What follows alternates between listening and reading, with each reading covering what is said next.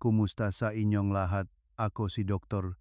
Renato Bagani at ngayon ay tatalakayin natin ang mahalagang paksang pagpapanatili ang kalusugan ng bato, lalo na para sa manakakaranas ng pagtaas ng creatinine, stage 3 o stage 4 CKD, o madalas na pagising sa gabi para umihi.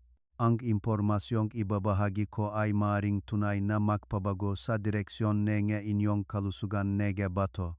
Ako ay isang nephrologist, isang kidney specialist na may mahigit 35 taon ng karanasan sa klinika. Nakasalamuha ko ang libu-libong pasyente na mahigit 60 taong gulang na natatakot sa kanilang nga resultang lab.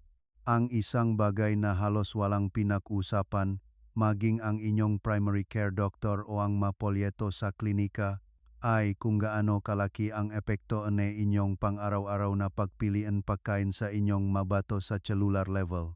Hindi lang kung ano ang kinakain ninyo, kundi paano ninyo ito kinakain at kailan. Bago tayo magpatuloy, nais kong linawin, hindi ko ipinapangako na ang 5 snack na ito ay magpapagaling sa inyong sakit sa bato. Iyan ay irresponsible at kasinungalingan. Ngunit, ipapakita ko sa inyo, batay sa pananaliksik mula sa Philippine Society of Nephrology at iba pang peer-reviewed nephrology journals, na ang matiyak na pagkain na may ngat na pinili at inihanda ng tama ay maaring makabuluhang sumuporta sa natural na kakayahan ng inyong mga bato na magsala, makatulong sa pakontrol ang level ng creatinine, makabawas ng pamamaga, at magpagaan sa ilan sa mga pinakahindi komportableng sintomas na nararanasan ng mataong may CKD, diabetes, at alta presyon araw-araw. At ang nakakapagpaiba sa video na ito mula sa lahat na iba pa na makikita ninyo sa YouTube tungkol sa paksang ito ay halos kalahati ng sasabihin ko sa inyo ngayon ko ay hindi pa ninyo naririnig kailanman. Hindi mula sa inyong doktor, hindi mula sa ibang video, hindi mula sa isang website. Susuriin natin ito ng malalim ngayon, kaya manatili kayo sa akin. Sa pagtatapos ng video na ito, malalaman ninyo ng eksakto kung aling 5 snack ang dapat ninyong kainin, paano ito ihanda upang tunay na gumana para sa inyong nga bato at hindi laban sa kanila, at ang mga tiyak na pagkakamali na ginagawa ang milyon-milyong Pilipino ngayon na tahimik na sumisira sa kanilang mga bato nang hindi nila nalalaman. Simulan natin sa isang bagay na maaring ikagulat ninyo tungkol sa kung paano gumagana ang creatinine, dahil halos lahat ay may maling pagkaunawa dito. Ang creatinine ay isang dumi. Ito ay nalilikha kapag ang inyong mga kalamnan ay naghihiwalay ng isang sangkap na tinatawag na creatina na ginagamit para sa enerhiya. Sinusala ng inyong mga bato ang creatinine mula sa inyong dugo at inilalabas ito sa pamamagitan ng inyong ihi.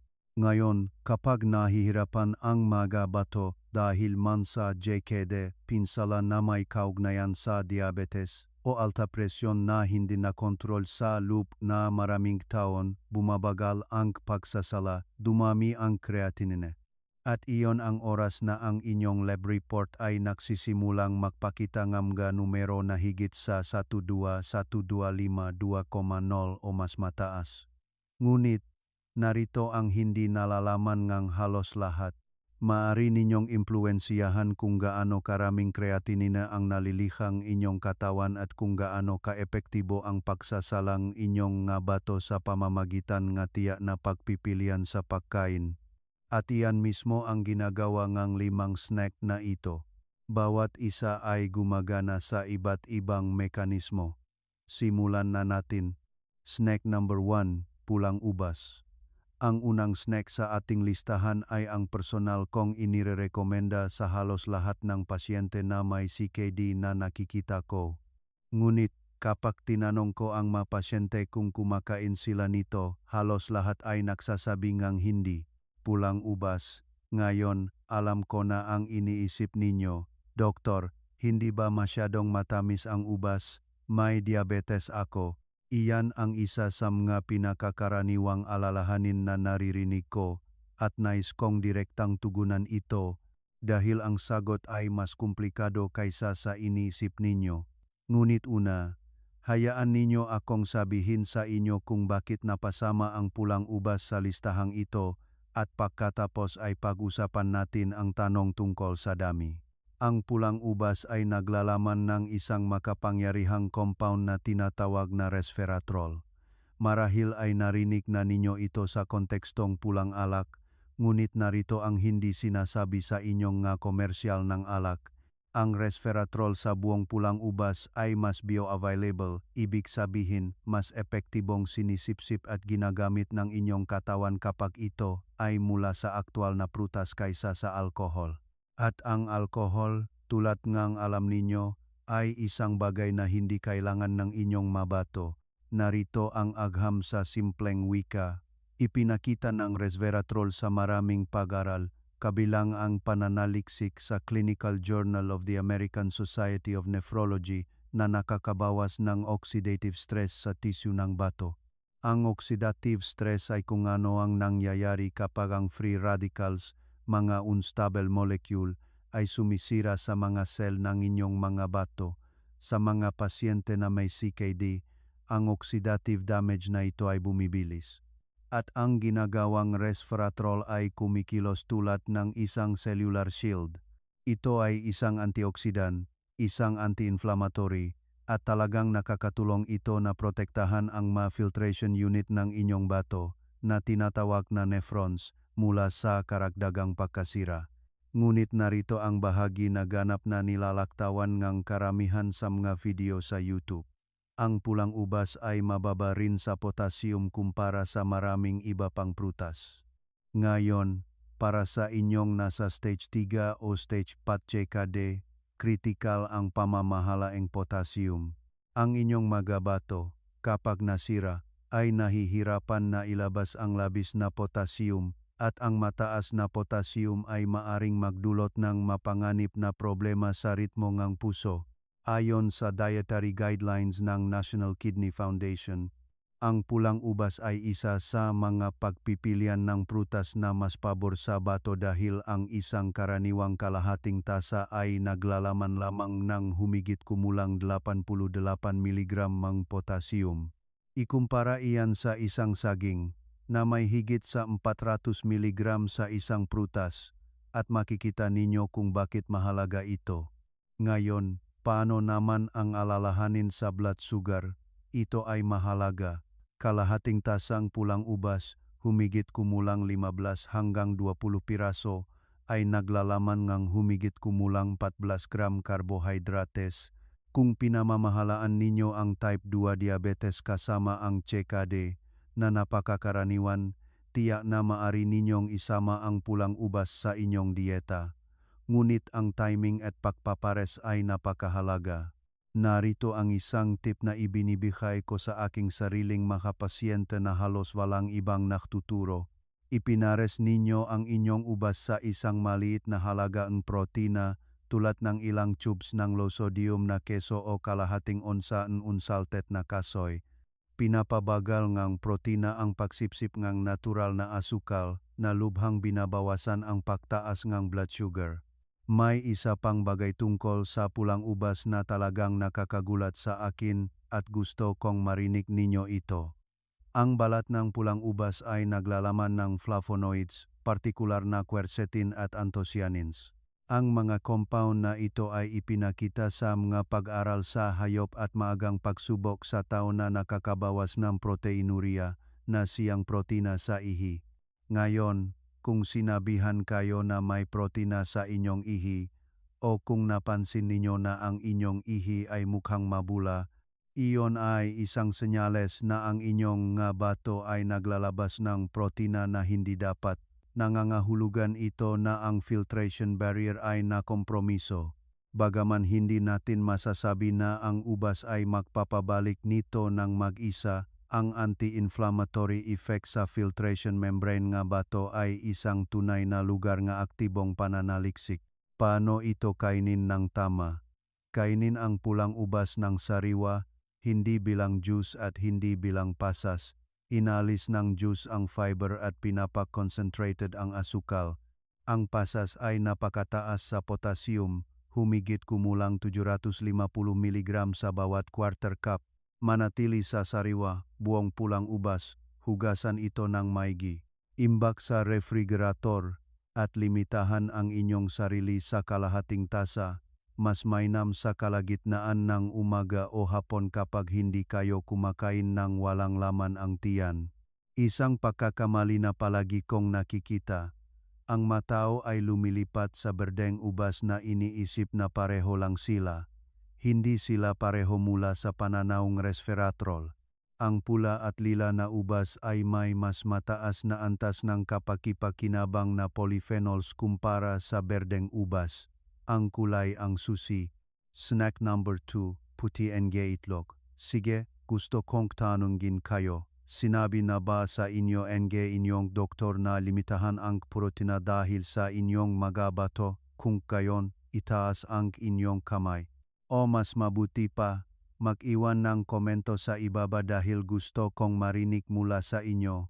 Ang sagot sa rekomendasyong ito ay at ito ay komplikado.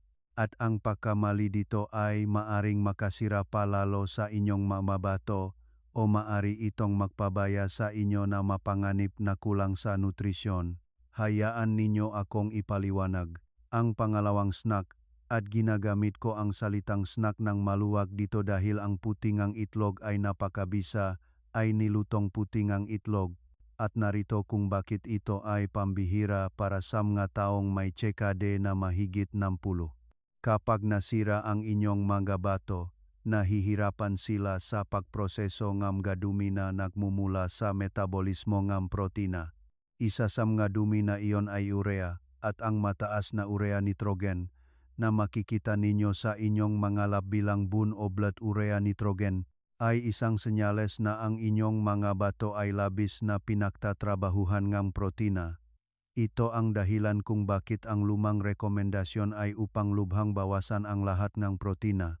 Ngunit narito kung ano ang mali sa diskarteng iyon. Ang mga nakatatanda na mahigit 60 ay nasa malaking panganib ng sarcopenia na siyang medikal na termino para sa pagkawalang kalamnan na may kaugnayan sa edad. At kapag nawalan kayo ng mas ng kalamnan, mas maraming creatinine ang nalilikan ninyo kaunay sa function ng inyong bato, hindi mas kaunti. Humihina din kayo, mas madaling madapa, naghihirap ang inyong immune system, ang makahihinatnan ay seryoso. Kaya hindi natin basta-basta pwedeng bawasan ang lahat ng protina. Kailangan nating maging estratehiko tungkol sa uring protina. Pasok ang putingang itlog. Ayon sa pananaliksik na inilathala sa Journal of Renal Nutrition at kinumpirma ng dietary guidelines mula sa National Kidney Foundation, ang putiang itlog ay may pinakamataas na biological value sa anumang pagkain na may protina. Ang ibig sabihin nito sa simpleng wika ay mas mataas na porsyento ng protina sa puti ng itlog ang ginagamit ang inyong katawan na mas kaunting metabolic waste ang naiwan. Mas kaunting dumi ay nangangahulugang mas kaunting pasanin sa inyong mga bato, mas kaunting bun. At para sa mga taong mataas ang creatinine, ang sabay na pagbawas ng bun ay mahalaga para sa pamamahalang sintomas. Ang puting itlog ay halos walang phosphorus sa puting bahagi nito. Ito ay mahalaga. Ang mataong may stage 3 at 4 CKD ay madalas na kailangang limitahan ang phosphorus dahil ang nasirang bato ay hindi kayang ilabas ito ng epektibo, na humahantong sa pagdami ng phosphorus na nagpapahina sa mga buto at nakakasira sa mga daluyan ng dugo. Ang pula nga itlog ang naglalaman ng karamihan ng phosphorus sa isang itlog. Ang puti nga itlog ay halos walang phosphorus. Kaya, nakukuha ninyo ang inyong mataas na kalidad, kidney-friendly na protina nang walang pasanin ng phosphorus. Ngayon gusto kong tugunan ang nocturia, ang madalas na pagpunta sa banyo sa gabi na nakakagambala sa inyong pagtulog.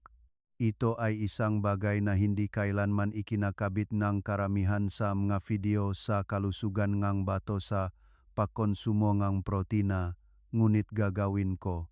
Kapag kumain kayo ngang matataas sa phosphorus, matataas sa protina na pagkain sa gabi, lalo na ang mga protina ngang hayop tulad ng pulang karne, napipilitang magtrabaho ng labis ang inyong mabato sa gabi sa pagproseso na metabolic load.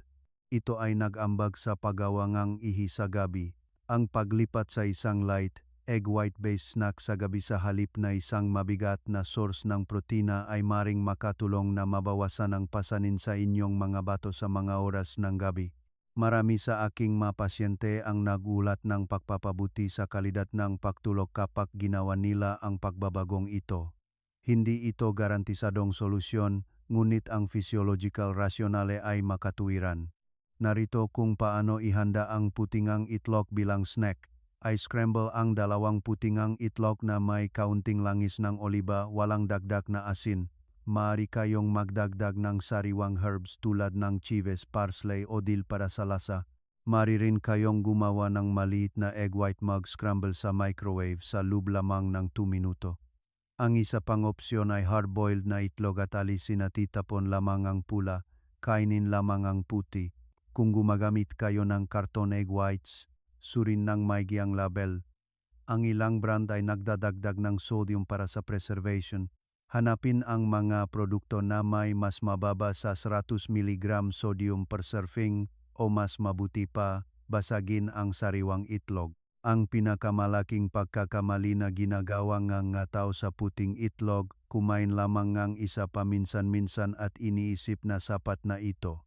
Para sa isang taong namamahalang tsekade na may panganib na sarcopenia, gusto ninyo ngang humigit kumulang 10 hanggang 15 gram protina sa bawat pagkain na halos 3 hanggang 4 na puting ang itlog. Makipagtulungan sa inyong dietitian o nephrologist upang matukoy kung ano ang tama para sa inyong partikular na level ng GFR dahil sa napaka-advanced na tsekade, Stage 4 na papalapit sa Stage 5, ang protina ay kailangang pamahalaan ng mas maingat. Bago tayo magpatuloy sa snacks 3, 4 at 5, at ang snack 5 ang tunay na nakakagulat sa karamihan, kasama ang ilan sa aking mga kasamahan, gusto kong huminto sandali.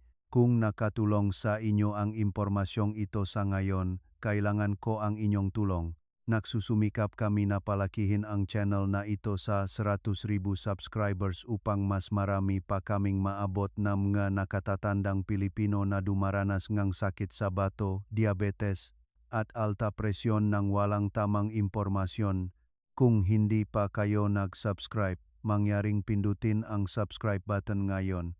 At kung nakakita kayo ng halaga sa aming tinatalakay ngayon, pindutin ang like button. Ito ay nagsasabi sa YouTube na ipakita ang video na ito sa mas maraming tao na nangangailangan nito. Narito ang tunay kong gusto mula sa inyo. Mag-iwan ng komento sa ibaba. Sabihin sa akin ang inyong edad, ang inyong lokasyon, ang inyong pinakabagong antas ng creatinine o GFR, at kung anong sintomas ang pinakakinababahala ninyo. Ito ba ay ang madalas na pagpunta sa banyo sa gabi, ang pagkapagod, ang pamamaga sa inyong mga binti, ang mabula na ihi? Binabasa ko ang makomento na ito ng personal at ang inyong matugon ay nakakatulong sa akin na gumawa nga eksaktong video na kailangan ninyo. Hindi kayo nag-isa dito at ang komunidad na ito ay narito upang suportahan ang isa't isa. Ngayon, bumalik tayo sa mga snack. Mayroon pa tayong 3 na tatalakayin, at ang susunod ay nagsasangkot ng isang pagkain na sinasabi ng karamihan sa mga doktor sa mga pasyente na may bato na iwasan. Ngunit, mayroong isang tiyak na para napakahanda na nakbabaho na lahat. Manatili kayo sa akin. Snack number 3, nilaban na patatas. Sinabi ko sa inyo na ito ang makakagulat sa inyo. Patatas. Patatas. Ang pagkain na halos bawat kidney diet sheet sa Pilipinas ay nagsasabi sa inyo na iwasan. Ngunit, narito ang hindi sinasabi sa inyo nga sheet na iyon. Ang paraan ngang paghahanda ninyo ngang patatas ay nagbabago ng malaki sa nilalaman nito ngang potassium. At ang paraan ng paghahanda na ito ay napakabihirang gamitin. Ito ay halos krimen dahil milyon-milyong tao ang hindi kinakailangang nagpapagutom sa kanilang sariling masustansiya, nakakabusog at abot kayang pagkain.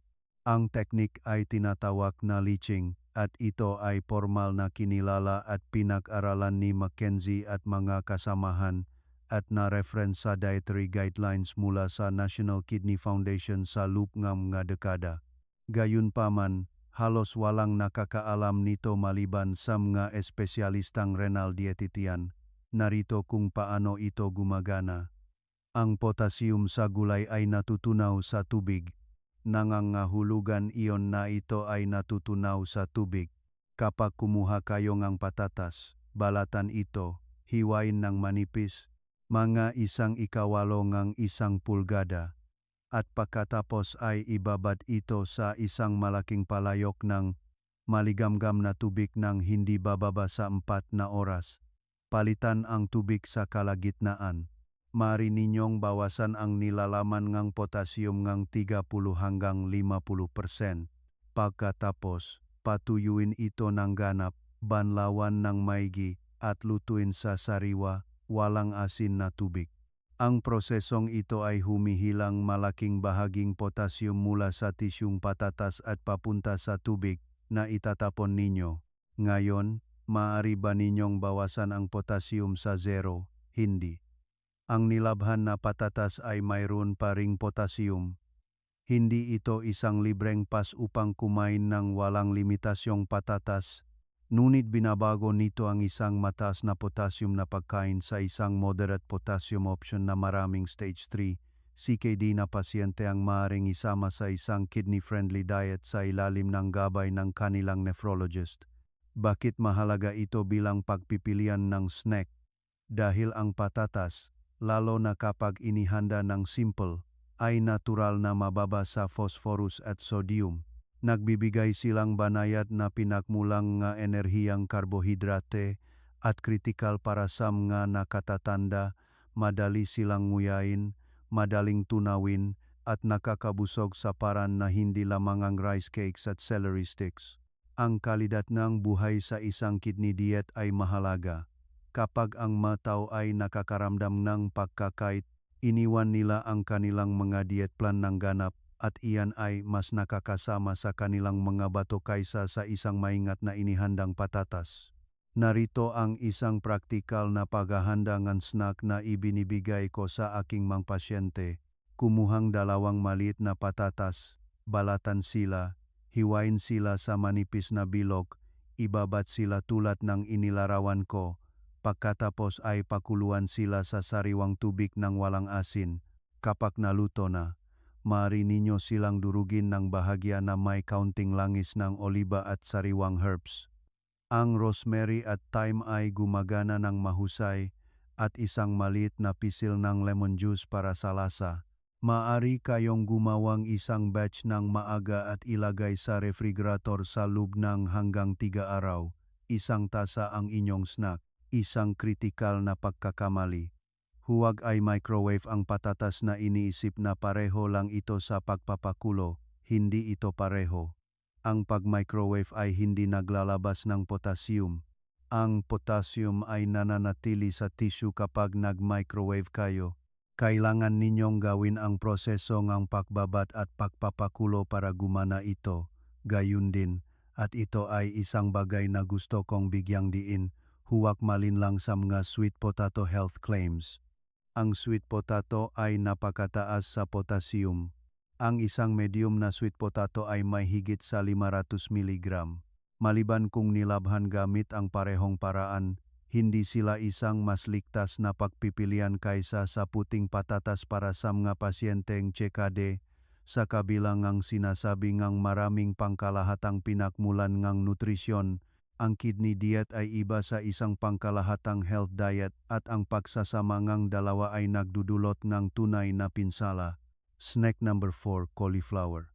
Ang aming ika-4 na snack ay isang bagay na inirerekomenda ko ng walang pag-aalinlangan sa halos bawat pasyenteng bato, anuman ang kanilang yuktong ang CKD. At iyon ay cauliflower.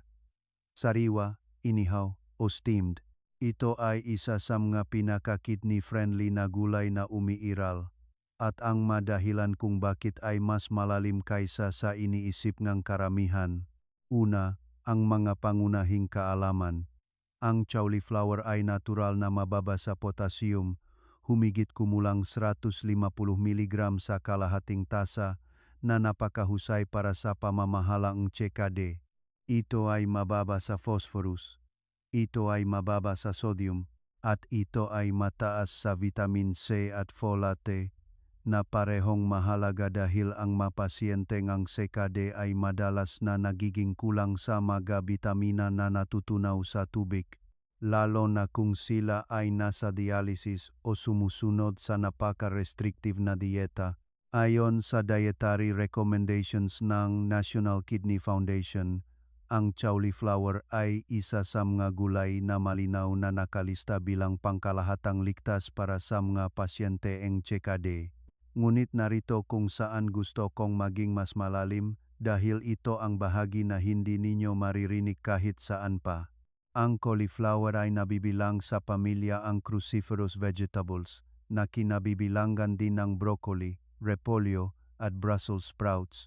Ang magulay na ito ay naglalaman ng isang compound na tinatawag na indole, 3-carbinol na nagiging substance na tinatawag na 3,3 riba di indolil methane sa inyong katawan. Tinatawag namin itong dim sa mundo ng pananaliksik. Ipinakitang dim sa paunang pag-aral na mayroon itong protektibong epekto sa tisyu ng bato sa pamamagitan ng impluensya nito sa mga inflammatory pathway, partikular ang NF-kappa-B pathway na isang master regulator ng pamamaga. Sa CKD, ang talamak na mababang antas ng pamamaga ay isa sa mga pangunahing sanhi ng paglalangang sakit. Ito ay isang dahilan kung bakit patuloy na tumataas ang creatinine kahit na ang mga pasyente ay pakiramdam ay maayos. Ngayon, gusto kong maging maingat dito at hindi labis na ipahayag ito. Ang pananaliksik tungkol sa dim at sakit sa bato ay nasa maagang yugto pa rin. Hindi ko sinasabi sa inyo na ang pagkain ng cauliflower ay direktang magpapababa ng inyong creatinine. Ang sinasabi ko ay ang pagbabawas ng systemic inflammation at nag-aambag ang cauliflower dito ay isa sa mga pangunahing estratehiya sa pagpapabagal ng paglalangang CKD. Ayon sa mga alituntunin mula sa American Society of Nephrology at National Kidney Foundation, may isa pang elemento dito na konektado sa nocturia at overnight kidney function. Ang cauliflower ay mataas sa choline, isang madalas na napapansing nutrient. Sinusuportahan ng choline ang malusok na istruktura ng cell membrane, kasama na sa mga kidney tubular cells, na siyang mga cell na responsable sa muling pagsipsip ng tubig at electrolyte sa panahon ng konsentrasyon ng ihi. Kapag nakompromiso ang function ng tubule cell, ang bato ay gumagawa ng mas malabnaw na ihi at mas marami nito, na nag-aambag sa madalas na pag-ihi, kasama na sa gabi. Bagaman hindi pa tiyak ang ebidensya na nagugnay sa dietary choline sa nocturia sa CKD, ang mekanismong pathway ay biologically plausible at karapat-dapat isaalang-alang. Paano mag-enjoy ng cauliflower bilang snack? Ang personal kong paboritong rekomendasyon para sa mga pasyente ay ang tinatawag kong kidney rice method. Kumuha ang sariwang cauliflower florets at durugin ito ng mabilis sa isang food processor hanggang sa maging tulad ng kanin ang tekstura.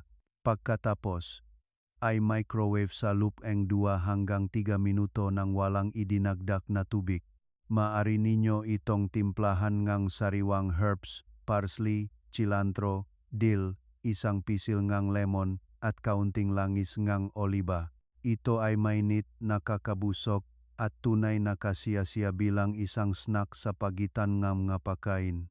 Mariring kayong magiho ng cauliflower florets sa oven sa 400 degrees na may kaunting langis ng oliba at garlic powder hanggang sa maging golden at crispy ang mga hilid. Naglalabas itong natural na lasa na kahit ang mga taong hindi mahilig sa gulay ay karaniwang nagugustuhan. Ang pagkakamali na madalas kong nakikita sa cauliflower ay bumibili ang mga taong frozen bags na may kasamang cheese sauce. Mangyaring basahin ng mabuti ang label. Ang mga sauce na iyon ay madalas na naglalaman ang napakaraming sodium at phosphorus additives na parehong nakakasama sa mga bato. Laging pumili ng plain, sariwa o plain frozen cauliflower na walang seasoning packets o sauces na idinagdag. Snack number 5. Macadamia nuts. Ngayon ay narating na natin ang snack number 5. At ito ang tunay na nakakagulat sa mga tao. Kasama na, kailangan kong sabihin, ang ilan sa aking mga kasamahan na doktor na hindi nakasabay sa pananaliksik sa renal nutrition. Ang ikalimang snack ay macadamia nuts. Kung sinabihan kayo na iwasan ang mani dahil sa sakit sa bato, hayaan ninyo akong ipaliwanag kung bakit ang pangkalahatang payo na iyon ay lumana at kung bakit ang macadamia nuts, partikular, ay may natatangi at paborableng posisyon sa landscape ng mga pagkain kidney-friendly. Karamihan sa mga mani ay tunay na problema para sa mga pasyente nga CKD. Ang mga almendras, kasoy, mani, ang mga ito ay napakataas sa potassium at phosphorus. Ang isang onsa na serving ng almendras, halimbawa, ay naglalaman ng humigit kumulang 200 mg potassium at 136 mg phosphorus. Para sa isang taong nasa stage 3 o stage 4 CKD, iyon ay isang malaking dagok, iba ang macadamia nuts. Ang isang onsa na serving ng macadamia nuts na humigit kumulang 10 hanggang 12 nuts ay naglalaman lamang 104 mg potassium at 53 mg phosphorus. Ang mga numerong iyon ay lubhang mas mababa kaysa sa anumang iba pang karaniwang mani. Gayunpaman, ang macadamia nuts ay mayaman sa isang bagay na lubhang kailangan ng inyong mabato at ng inyong cardiovascular system. Monounsaturated fatty acids, partikular na oleic acid, na siyang parehong mataba na nakabubuti sa puso na matatakpuan sa langis ng oliba. Bakit mahalaga ito para sa mga bato? Dahil ang CKD at cardiovascular disease ay lubos na magkakaunay. Kinikilala ng National Kidney Foundation at American Heart Association na ang mga taong may CKD ay mas malamang na mamatay mula sa isang cardiovascular event kaysa sa kidney failure mismo.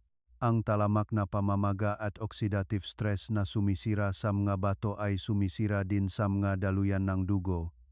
Ipinakita ang nga monounsaturated fats sa mga klinikal na pag-aral na nababawasan ang LDL cholesterol, nababawasan ang systemic inflammation, at napapabuti ang endothelial function, na siyang kalusugan ngang panloop na lining ng inyong nga daluyan ng dugo. Ang malusok na daluyan ng dugo ay nangangahulugan ng mas mahusay na daloy ng dugo sa mga bato na sumusuporta sa pagsasala. Narito ang insight na halos walang pinag-usapan. Mayroong isang umuusbong na larangan ngang pananaliksik na tinitingnan ang ugnayan sa pagitan ngang kalidad ngang dietary fat at proteinuria, ang pagtagas ngang protina sa ihi na nagiging sanhi ngang mabula na hitsura. Iminumungkahi ngang ilang pag-aral na ang dieta na mataas sa saturated fat ay nagpapalalang proteinuria, habang ang mga dieta na mas mayaman sa monounsaturated at omega-3 fatty acids ay maring magkaroon ng protektibong epekto sa kidney filtration barrier. Hindi pa sapat ang pananaliksik upang makagawa ng isang klinikal na protocol mula rito, ngunit bilang isang nephrologist na sumusunod sa literatura ng malapit, ito ay biologically plausible at direksyon na pare-pareho. Ang macadamia nuts ay isa rin sa ilan na nakakabusog na crunchy snack option para sa mga nakatatanda na namamahala ng CKD at diabetes. Mayroon silang napakababang glycemic impact, ibig sabihin hindi sila nagiging sanhi ng pagtaas ng blood sugar, na ginagawa silang angkop para sa mga diabetic CKD na pasyente na sumusubok na makahanap ng mas snack na hindi nakakagambala sa kanilang glucose control. Paano ito kainin ng tama? Ang pakontrol sa dami ay lahat dito. 1 onsa, humigit kumulang 10 hanggang 12 nuts ang inyong serving. Huwag na higit pa. Sila ay calorie dense at bagaman malusog ang mga taba, ang labis na kalorya ay hindi kailanman kapaki-pakinabang. Bumiling raw. Unsalted macadamia nuts. Kung makakahanap lamang kayo ang inihaw, piliin ang dry roasted variety na walang idinagdag na langis o asin. Iwasan ang anumang produkto ang macadamia nut na may idinagdag na flavors, caramel coatings o sokolate. Nagdaragdag ang mga ito ng asukal, sodium at phosphorus additives. Isang praktikal na pang-araw-araw na routine na iminumungkahi ko. Panatilihin ang isang maliit na lalagyan na may inyong proportion na 10 hanggang 12 macadamia nuts sa pantry o sa inyong bag. Ito ang magiging inyong hapon na snack. Ipinares sila sa 4 o 5 pulang ubas kung pinapayagan ng inyong potassium budget at mayroon kayong tunay na masustansya, kidney-conscious na snack na hindi nangangailangan ng paghahanda. Isang mahalagang babala. Ang macadamia nuts ay nakakalason sa mga aso, ilayo sila sa abot ng anumang alagang hayop sa inyong sambahayan. Wala itong kinalaman sa kalusugan ng batongang tao. Ngunit hindi ko mararamdaman na hindi ko ito binabanggit. Huling paalala. Marami na tayong natalakay ngayon at gusto kong pagsama-samahin ito para sa inyo sa paraan na maaari ninyong magamit kapag lumayo kayo sa video na ito. Narito ang inyong 5 kidney-friendly na snack, pulang ubas para sa kanilang resveratrol at mababang potassium profile. Puti ng itlog para sa kanilang mataas na biological value na protina na may counting metabolic waste. Nilabhan na patatas inihanda ng tama para sa isang nakakabusog, katamtamang potassium na pagpipilian na akala ng karamihan ay permanenteng wala sa kanilang plato. Cauliflower para sa kanilang anti-inflammatory compounds at pambihirang versatility, at macadamia nuts para sa kanilang mga taba na nagpoprotekta sa puso at bato at sa kanilang natatanging posisyon bilang ang tanging tunay na ligtas na mani para sa karamihan mga pasyente ng JKD.